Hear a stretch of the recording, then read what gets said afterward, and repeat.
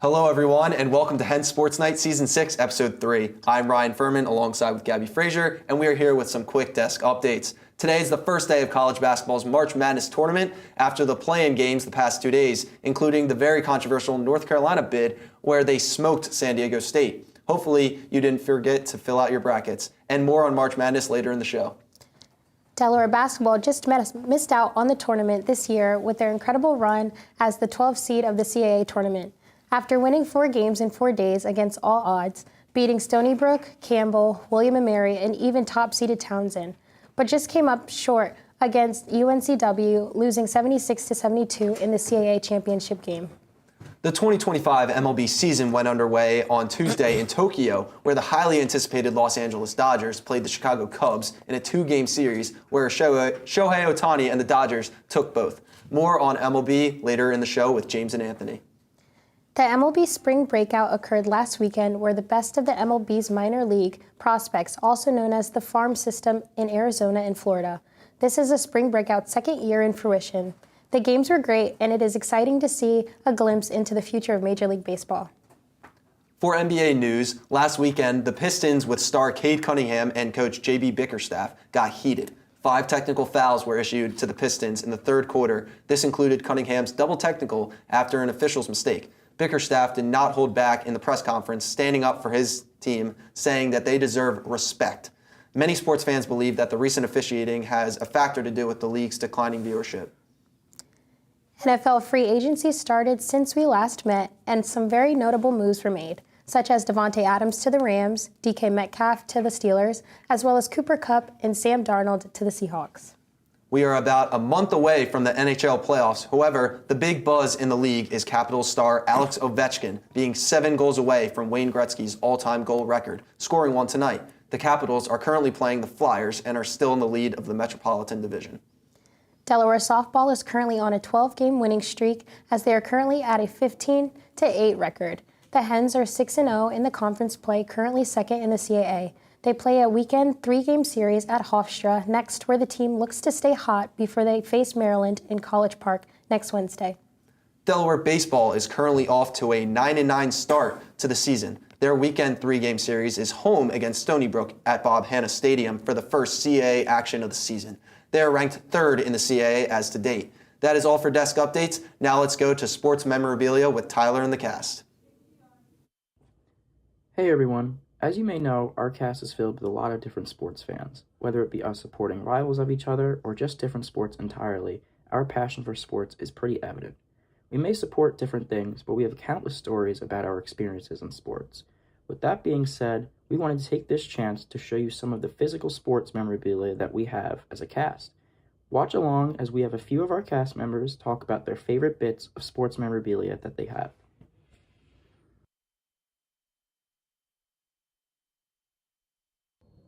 Hello, my name is Sam Kuzella, and my personal favorite piece of memorabilia is this picture of Rod Carew that I've autographed.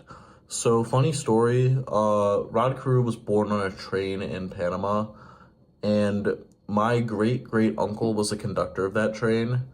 And a couple years later, when Rod Carew was back in Panama for a stadium dedication, my great-great-uncle faked having Carew get arrested, and he just used it as a fun little photo opportunity. And the picture on the bottom, it's kind of hard to see, is Rod Carew with my great-great-uncle and the police officers in Panama, and it's signed saying, "Buddy, thank you for my first train ride. I will never forget it." And yeah, that's my favorite piece of memorabilia that I own. Hey everyone, I'm Tyler, and the piece of sport memorabilia that I wanted to share with you guys is a New York Islanders signed jersey that I have. So, a few years ago, the Islanders were opening a new arena, and I went with my dad to like the 3rd or 4th game of the season. And I saw 2 of these Islanders Hall of Famers, Bob Nystrom and John Tonelli, there at a signing booth around the concourse. So there was a long line at this point, and I think it was filled with like VIP people who paid more money. But I ended up just kind of going the back of the line and sneaking in, and the security guard didn't notice at the time, and he actually turned around and told everyone online to back up against the walls to make room for people walking around the concourse. So at that point, I knew I was kind of in the line, and I waited online, and I actually got my jersey signed by the both of them, as well as a group picture with the both of them. So that was a pretty big deal for me, obviously, as I'm being 2 Hall of Famers, and just a pretty memorable experience I have with my dad, and it's my first signed jersey, so it was a pretty cool experience. Hi, HSN. So here I got some confetti from the Eagles Super Bowl because my dad went there this year when they beat the Chiefs, and he also has a poster from the game as well. This is where I sat, right down there, close to the end zone. Nice. My name's Anthony Calvanese, and as a West Ham fan, my favorite piece of sports memorabilia is this Dimitri Payet jersey. I got it in 2016. Unfortunately, he left the club in 2017, but when he joined from Marseille to West Ham in 2015, look, one of the best players I've ever watched. He's not Messi, he's not Ronaldo, but the things he could do with a ball at his feet, he could dribble through entire teams, make crazy passes, and some of the best free kick goals. He took a deep free kick against Palace and Man United and scored both of them. Streets will never forget Dimitri Payet.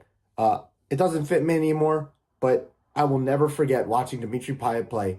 And really, he grew my love for West Ham and love for soccer watching him play. So that is why this is my favorite piece of sports memorabilia, Dimitri Payet, West Ham jersey.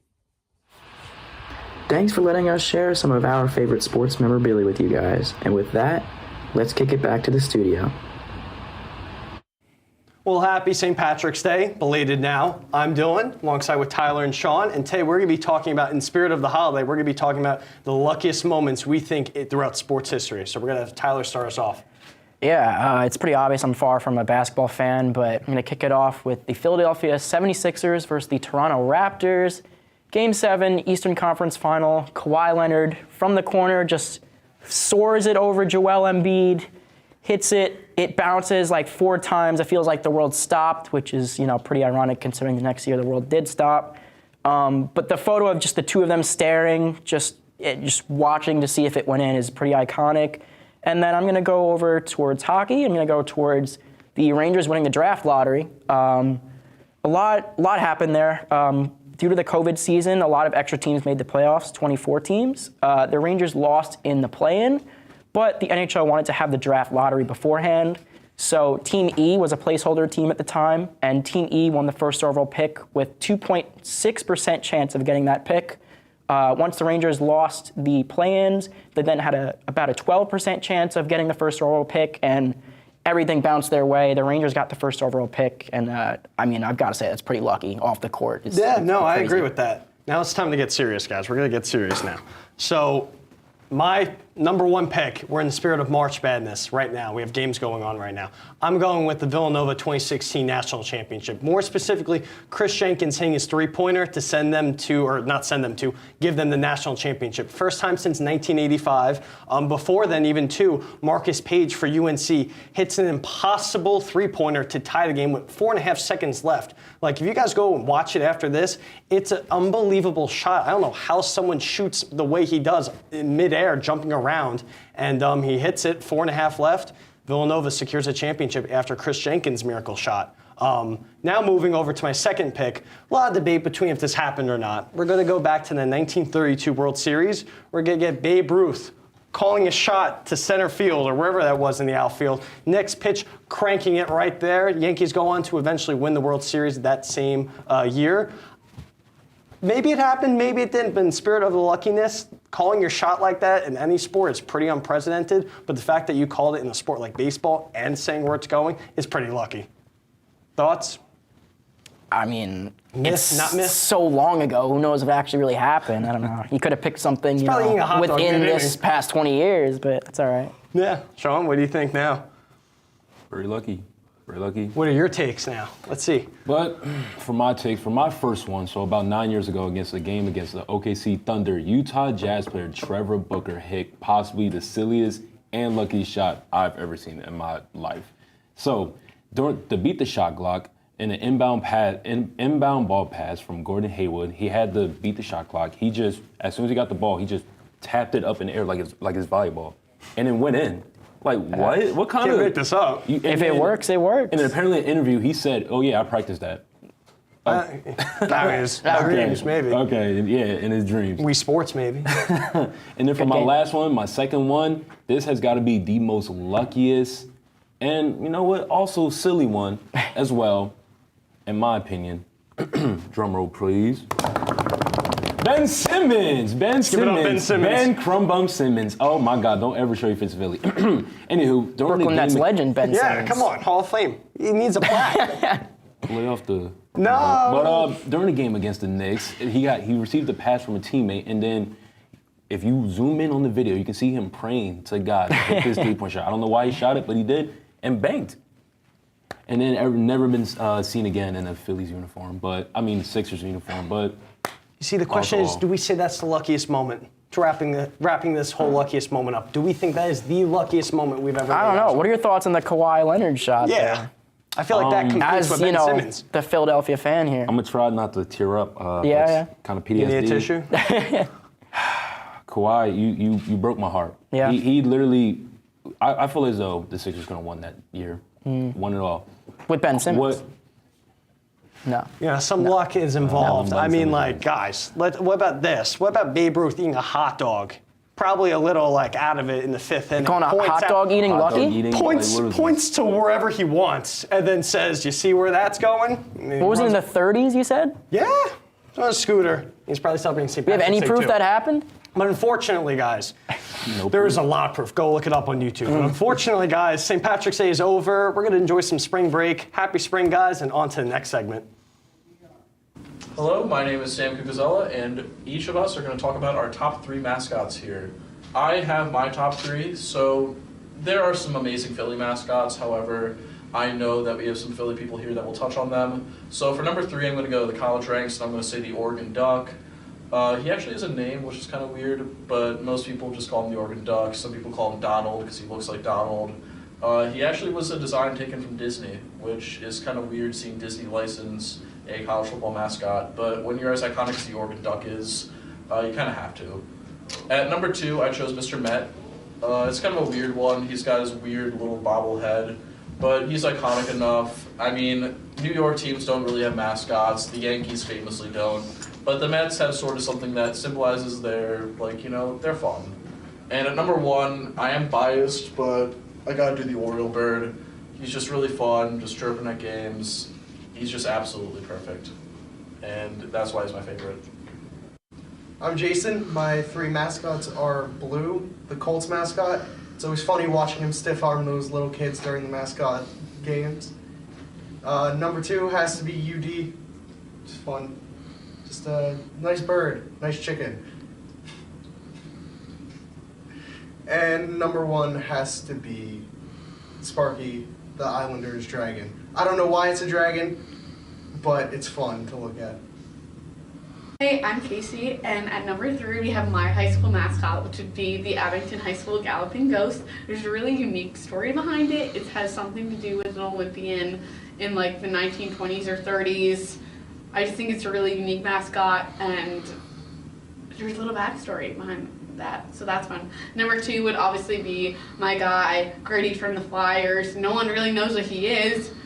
I read somewhere that he's the symbol of grit and determination. However, I don't understand the appeal of just making him that, but he's kind of an icon in Philly, so I'm just going to include him in here because he's gone viral on TikTok too, especially with the Gritty dance. And at number 1, we have the Philly Fanatic. He's a bird from the Galapagos, which is not something a lot of people know, but he's easily the most iconic Philly mascot. He does his little belly dance. He's just the man. All right, my name's Anthony. My top 3 mascots. Starting at 3, he will run around your 2K park, hitting threes in your face, posting you up. Benny the Bull comes with the energy. Hey, gotta give Chicago some love because the Bears certainly aren't good enough. At number 2, I'm gonna go with Hammerhead. Come on, you Irons. West Ham for life. Cult hero for West Ham. He kind of looks like just a hammer, but like it's just his head. You get it? Hammerhead. It's a boring mascot, but you know how many hammers do you see as mascots? Usually you see a hammerhead shark. And at number 1, shout out to the Iron Pigs, Ferris. Ferrum is the Latin word for iron, so it makes a little bit of sense. And another thing the Iron Pigs have great mascots. They do a meat race with different varieties of proteins, and they run around the track, and it's the most exciting part of the game, unless you have some players like Rincones or Stubbs playing for the Iron Pigs this year. So come out to Iron Pigs games. Honorable mention, the Quakertown Panthers. Shout out to the hometown. Gotta give them credit. Thanks for watching. Thank you guys for sharing your top mascots, and back to you guys in the studio. I gotta throw a fastball here. Throwing a fastball? Yeah. Okay. Boom! That's out of here, Anthony. All right. Calm down, settle down. Let's get into it immediately here. The MLB season's off to the start. They started in Tokyo, had people dressed as Pikachu wandering around, and it was a pretty exciting start to the season, but a player made an impact, and I think James wants to talk about that player. I do want to talk about that player. That player is Shohei Ohtani. To no one's surprise, the man has already won multiple MVPs. He's pitched, he hits, he's basically today's Babe Ruth if you really think about it. He hit a home run in Game 2, and to no one's shock, Dodgers beat the Cubs 2-0 in the series. So, with that aside, Anthony, let's throw it over to you, and I want you to talk about your favorite pitcher. Well, my favorite pitcher outside of the Phillies, we're trying to stay unbiased here, is Mr. Skeens himself, Mustache Mountain. Yeah. Paul Skeens, pitcher for the Pittsburgh Pirates. Look, the guy can throw so fast. He doesn't really have an off-speed pitch. He developed 2 new pitches, a running two-seamer and a cutter. So look, adding more to his arsenal, and he's already a good pitcher. I think he's a candidate. He's going to make the All-Star game. He's a candidate for the Cy Young this year. Yeah, but Ant, the dude already has this thing called a splinker. No one throws a splinker. It's basically a combination of a splitter. Why do I need to keep adding all these pitches? To me, yes, kid's great, but dude, just stick with what you're good with. You did fine last year. I honestly think he's going to see a little bit of a regression because teams are already going to be ready for him.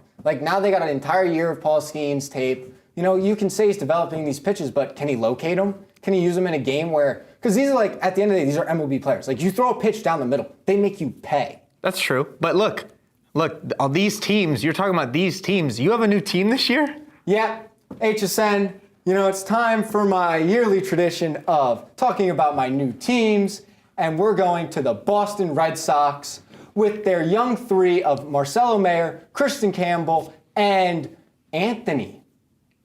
That's his last name, Roman Anthony. Sorry, guys. But they also made some off-season additions with Garrett Crochet, who's a dog, Alex Bregman, dog, Aroldis Chapman. I don't want to comment on him. But Anthony, I'm telling you, this team in a weaker AL East. Look, the Yankees are already losing guys. The Orioles are going to be drowning themselves in sorrows pretty soon. I'm telling you, this is the Red Sox year to let's step up, let's get these prospects going, and boom, we're going to hit a bunch of dingers. All right, I'll agree. Look, they have the window's there. But speaking of windows, a window is closing here in Philly. Yes, it is. Rob Thompson looks at his roster, and James thinks he's going. I don't know if I agree with that. Look, this is the season, though. It's do or die.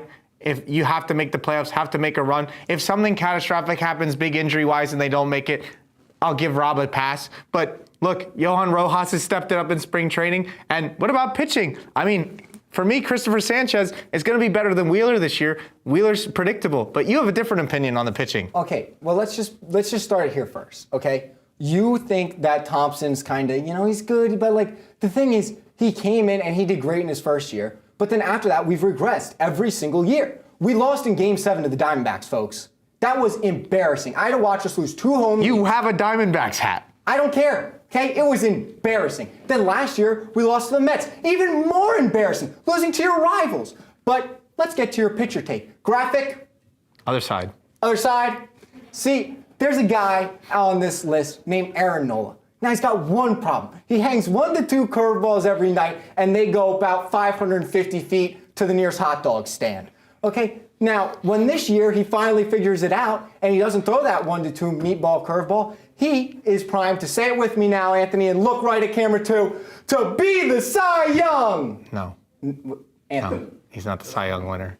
He's not the Cy Young winner. Why? He just isn't. He isn't going to be. Let's be real. They're not going to be Aaron Nola. But look. We could talk Phillies for hours. True. But you have a sneaky award winner this year. I do. This guy, he resides in a team that I believe they're in Sacramento this year. Okay, folks, don't Don't hate on me if I don't exactly know. I'll know in about 2 weeks. His name, Lawrence Butler. He came up with the Oakland A's, and he made an impact last year. He's a great power bat in the outfield. He's gonna. If the A's are gonna do anything, it's because of this kid and Mason Miller, and they're just gonna find a way to make the playoffs. Hey, I would love to see Oakland make the playoffs. I honestly hope the Phillies make the playoffs, and this is the last year of that window. Hopefully Ranger Suarez's back gets better, and Garrett Stubbs, I'm gonna watch you play for the Iron Pigs. But we had fun talking baseball. Our HSN cast went and played Capture the Flag, so on to that. Hello, welcome to HSN Tries Capture the Flag. We have Team Lucky Leprechauns versus Team Lucky Charms. We have one flag over here and one flag over there, and if someone gets tagged, it is a 10-second freeze. Anyway, let the games begin. So, Team Lucky Charms, what is our strategy? So we kind of have a strategy of us three playing defense for a few minutes, and then we are going to have one person stay behind and be defense, and then the other two people are going to run and get the flag on two opposite sides. And then we're going to probably play pass off the flag to one person goes for the flag. They're going to follow that person. So then we're just going to try to bounce off of each other and work together. So, Team Lucky Leprechauns, what is your strategy for today? Our strategy is to use Dylan Devine as the beautiful gazelle that he is. And then also we have a surprise. A surprise. Ooh. We got a leprechaun. Yeah, we do. Aiden Aha. I'm about to throw some mashed potatoes at somebody. Really? Nah, do not.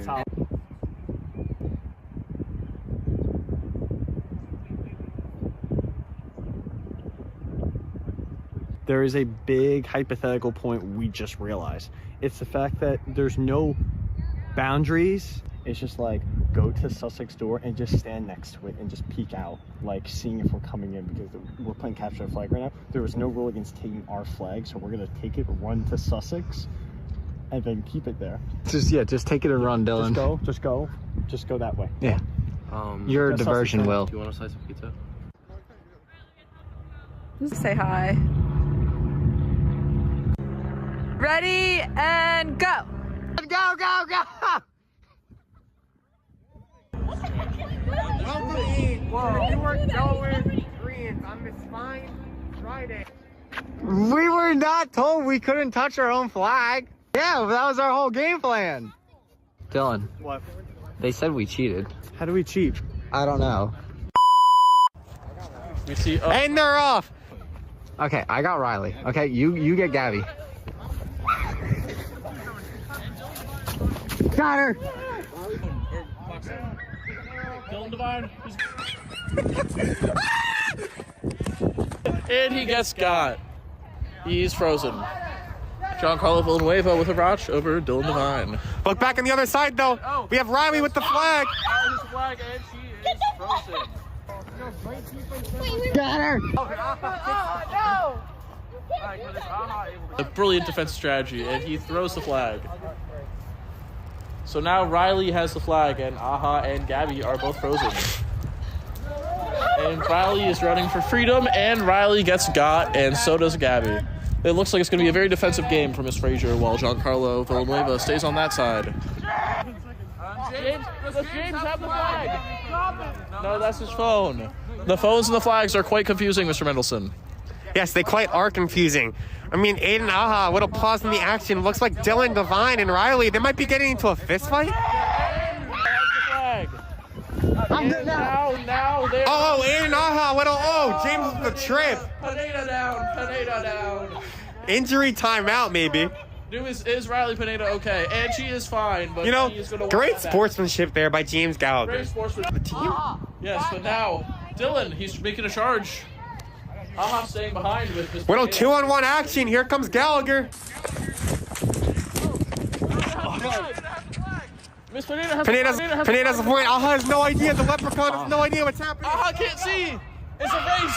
It's a race to the finish. Oh, the leprechaun got juked. Oh, I think Mr. Devine has, in the toss, Devine has won. Devine has won. Buzzer beater, Devine has won. Right at the end, Devine wins.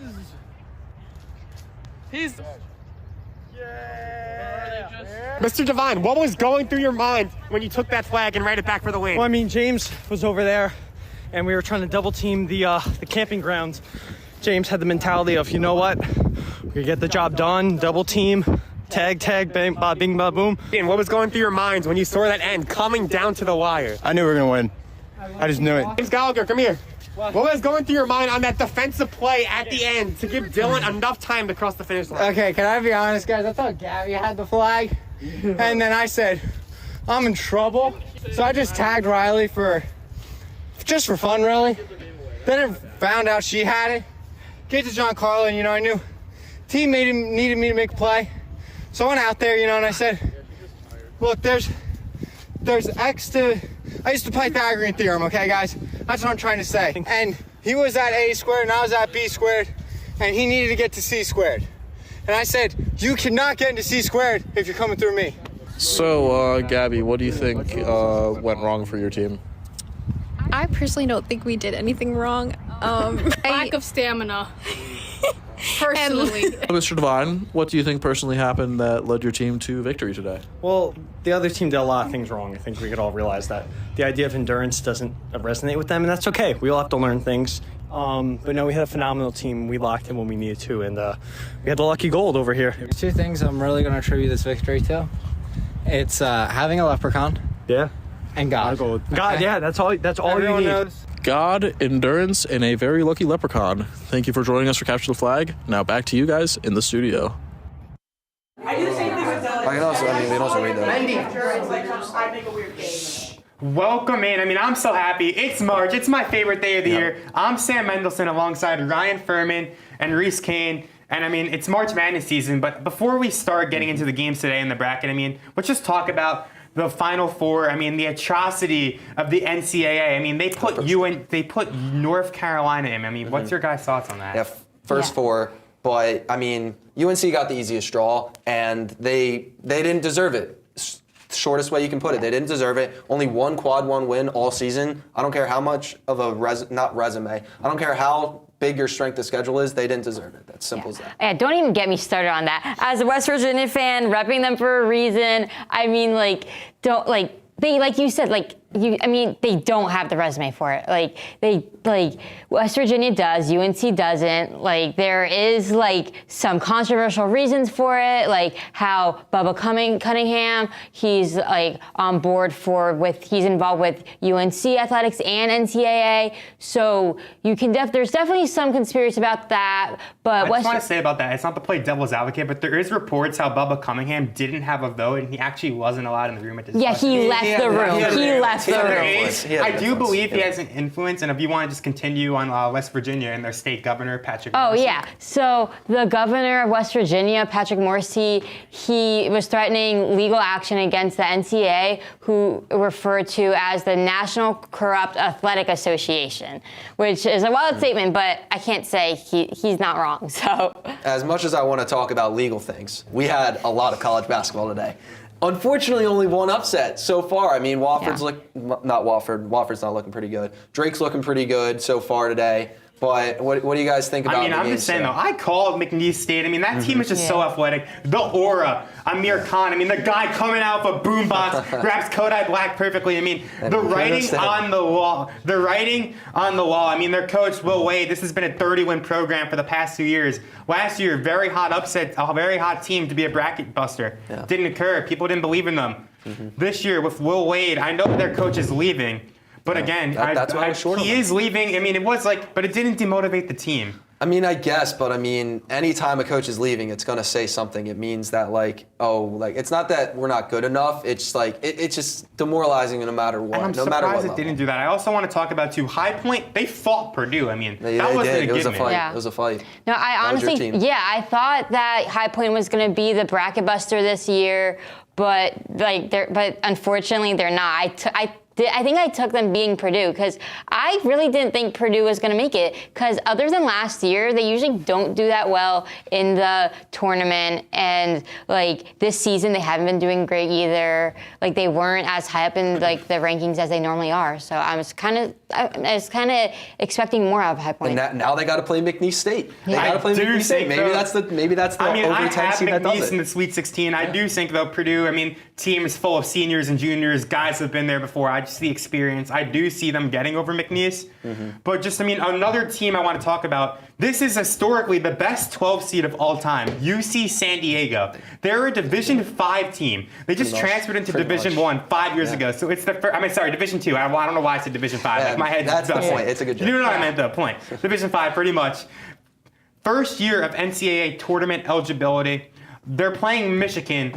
It's a very popular upset take. I believe they're only about 1.5 point underdogs. I mean, this team, they shoot the lights out of the three-pointer. They play defense, they shoot. I believe it's about a 36% three-point shooting team. They lead the nation in three-pointers made. So if I'm writing on the wall for an upset team, I got them. Yeah, Michigan, they won the Big Ten, but I mean, they were still only shaky. Yeah, a little shaky. The only thing is, UC San Diego, not much height. Michigan's got 2 7-footers, so that might. Yeah, the height rebounding's been a big thing with issues with like Clemson, for example. Yeah, and we're quickly running out of time, so I just want to go through all of our Final Fours. Yeah. So I have Auburn, St. John's, Duke, and Houston. A little bit chalk. A little bias as well with the St. John's beating Auburn, well, which we can talk Duke about beating that. Houston, and I'm ultimately gonna have Duke beating St. John's in a national championship. Yeah, so I got Tennessee, also Auburn, Florida. Florida's going to win it all, but also Oregon as my sleeper team in the Final Four. Reese, what do you got? I didn't take Florida. I didn't even take them to the Final Four. I took Michigan State, St. John's, Duke, and Tennessee, and Duke to win it all. I know that's a popular pick, but I'm going for it. So. I mean, one more thing. Let's go St. John's. Let's beat Omaha tonight. And thank you guys for watching and tuning in. We appreciate all the support, and we'll see you guys our next episode Thursday. I believe it's April 14th. Don't quote me on the exact date. 11th. I got the date wrong, but thank you guys, and yeah. We'll see you next time.